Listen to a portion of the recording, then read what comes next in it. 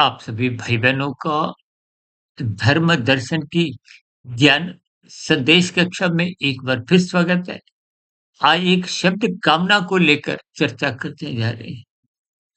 देखिए, कामनाएँ संसार से जुड़ती हैं और कामनाएँ ही मनुष्य से जब गहरे तल पे आने लगती हैं, आप कानून का उल्लंघन करने लगते हो, शास्त्र विरुद्ध पाप कर्म करने लगते हो।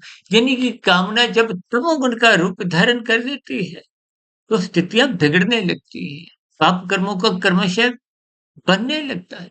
देखिए, यहाँ की व्यवस्था में जब आप कानून का उल्लंघन करते हो, यदि पकड़े गए तो सज़ा, यदि नहीं पकड़े गए तो प्रकृति की कर्मफल सिद्धांत की व्यवस्था आपको पकड़ लेती है।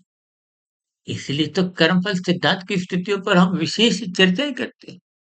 इसलिए अपनी कामनाओं को धर्म संगत रखो।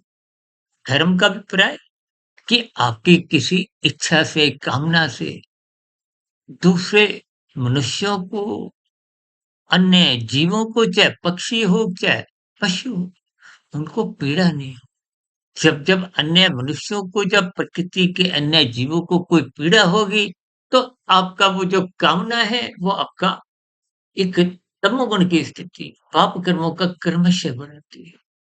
अब चर्चा विशेष को यहीं विराम देते हैं। कल फिर मिलते हैं किसी नए शब्द को लेकर, किसी नए वाक्य को लेकर।